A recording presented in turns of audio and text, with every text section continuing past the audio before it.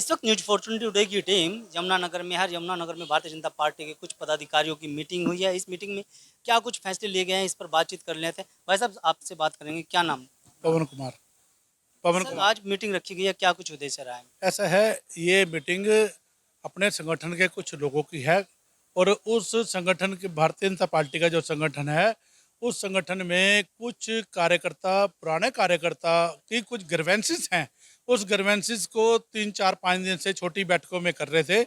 उसके लिए एक हमने 51 मेंबरी कमेटी बनाई हुई है। वो 51 मेंबरी कमेटी उसका फैसला लेगी। हमारे अधिकारियों ने उस ग्रीवेंसेस को बैठ के सुना है और उसके सुनने के बाद उन्होंने आश्वासन दिया है कि आपकी एक दिन के अंदर अंदर हम उसको जो आपने ग्रीवेंसेस हैं, और वो ग्रीवेंसेस मेरी नहीं है, वो सबकी ग्रीवेंसेस जो हमने साझी करी हैं उसके अंदर, तो वो हमने सारी बातें उनसे रखने के बाद उन्होंने समय मांगा है। और वो हम समय के ऊपर अगर जो जवाब ठीक आएगा तो हम 51 मेंबरी कमेटी को वो अपना संदेश देंगे और 51 मेंबरी कमेटी फिर फैसला करेगी कि हम उनके जवाब से संतोषजनक है या हमने कोई और ऐसा सख्त निर्णय लेना है, तो वो भी निर्णय में सक्षम है। कहीं ना कहीं देखा जाए तो कार्यकर्ताओं की उपेक्षा हो रही है। ऐसे बाकी पार्टियों से ज्यादा बढ़िया कार्यकर्ता अपनी पार्टी में है। अगर जो कांग्रेस और न्यायालयों में देखो, उनको तो कार्यकर्ता ही नहीं, ना कोई पूछता है, वो वन मैन शो चलता है। यहाँ कम से कम बात सुनी जाती है और बात रखने का सबको मौका मिलता है। और अपनी ही एक संगठन ऐसा है, भाजपा का संगठन है, उसका मात्र संगठन है जो जिम्मेवारी से बात सुनता है और उसका अगर जो ठीक बात कह रहे हैं तो उसको ठीक जगह के ऊपर ठीक रखता भी है बात को। टिकट बंटवारों के लेकर क्या कहेंगे, क्योंकि आक्रोश देखा जा रहा है, विरोध भी देखा जा रहा है। सब में था कि कई बार हर आदमी को ये होता है कि अब की बार मेरे को चांस मिलेगा, उसको मिलेगा, उसको मिलेगा, या नया चेहरा आएगा। लेकिन जो संगठन फैसला करता है, वो संगठन का फैसला हम सबको मान्य होता है। सर, आप क्या कहेंगे आज जो मीटिंग की गई? सर, ये जो मीटिंग थी, इस मीटिंग का उद्देश्य था कार्यकर्ताओं के जो ग्रीवेंसेस हैं उसको ठीक ढंग से अधिकारियों पे रखना और अधिकारियों को इसलिए बाध्य करना कि वो कम से कम लोगों के ग्रीवेंसेस को सुनते हुए इसका इसका कुछ उचित हल निकाल के वो हम दें, ताकि हम सुचारू रूप से अगर कोई पार्टी का कोई दिशा निर्देश ठीक ढंग से आ सके तो हम उसके ऊपर खरे उतर सकें। देखा जा रहा है कि लगातार एक ही आदमी को हर चुनाव में मौका मिल रहा है। जो पुराने कार्यकर्ता हैं, 30 साल से 40 साल से पार्टी की सेवा कर रहे हैं, वो लोगों को उपेक्षा। इस बात में आपके कहीं मतलब अतिशोक्ति नहीं है। हमेशा ध्यान रखना चाहिए और अपने कार्यकर्ताओं के कंसेंसस से व्यक्ति को टिकट देना चाहिए। हम इस पक्ष में हैं।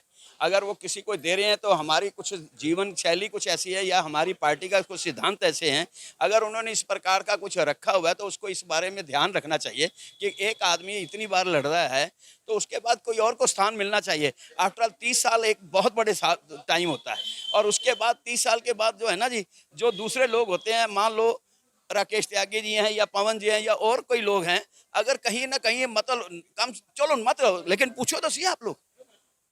अगर पार्टी आपके इन मांगों को नहीं मांगते, आपने जो यहाँ पर हाँ, डिसीजन तो लिया, आगे क्या? अगर हमारी पार्टी ने जिन बातों को हमने उनके आगे रखा है नहीं मांगे तो फिर हमें वो हद तक जाना पड़ेगा जो हद हमने सोची हुई है। नया प्रत्याशी उतारेंगे? उतार देंगे जी, क्या तगर है, कोई दिक्कत त्यागी नहीं। जी, आप क्या कहेंगे? आप भी क्योंकि लगातार टिकट की दावेदारी कर रहे हैं। आज मीटिंग आज तो मीटिंग इस करके थी, पार्टी के कुछ कार्यकर्ता, कुछ पार्टी के नेताओं से व्यक्तिगत नाराजगी थी कईयों की, कुछ पार्टी की रीत, कुछ पॉलिसियां ऐसी थी जिससे नाराजगी थी।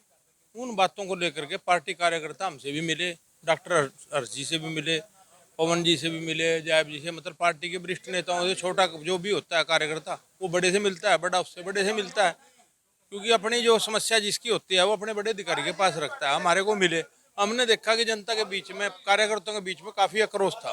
उसी को लेकर के एक मंथन बैठक रखी गई। भाई, इस बैठक का नतीजा ये था, ये भी पार्टी की मजबूती के लिए ही रखी गई।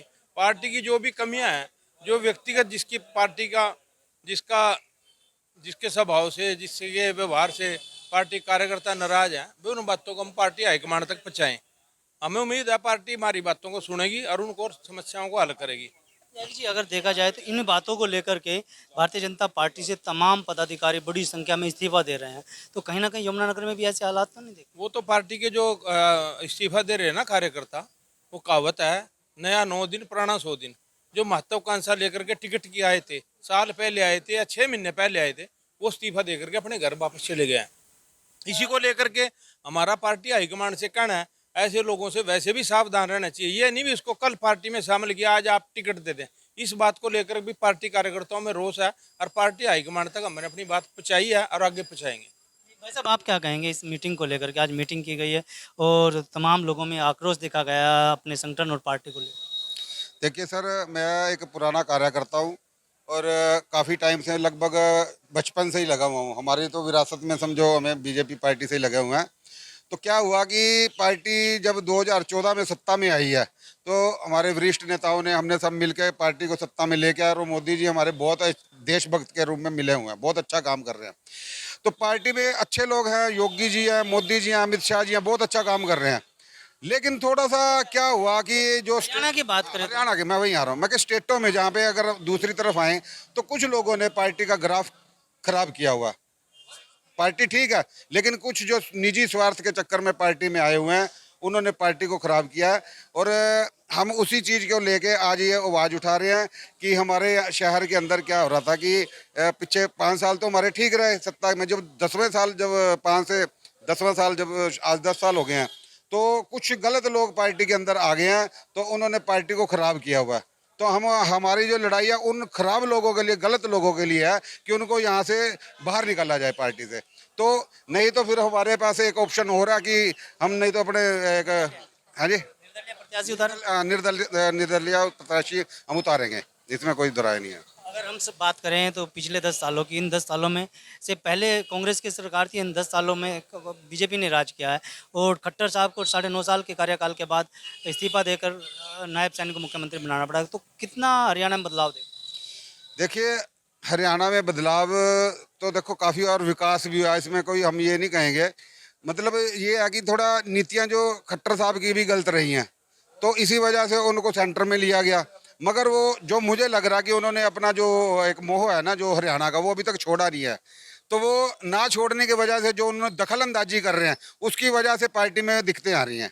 सिर्फ यही वजह है। जो नायब सैनिक को कितने लोग पसंद करते होंगे, 100 की बात?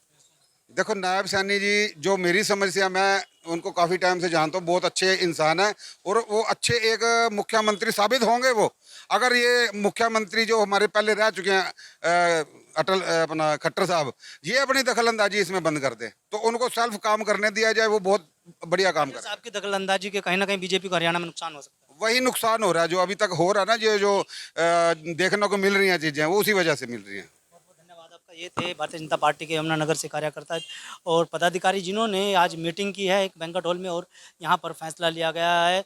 51 सदस्यीय बैठक, लोगों की मीटिंग बनाई, समिति बनाई गई और इस समिति के द्वारा अब जो फैसला लिया गया उसमें कहा सर, जो भारतीय जनता पार्टी है संगठन को एक अल्टीमेटम दिया गया है, कुछ मांग पत्र दिए गए हैं। अगर उन मांगों पर खरा नहीं उतरी या उनकी मांगें पूरी नहीं हो तो कहीं ना कहीं ये लोग अपना निर्दलीय प्रत्याशी चुनाव मैदान में उतारेंगे।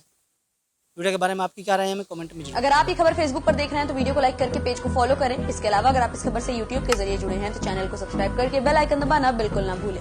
नमस्कार।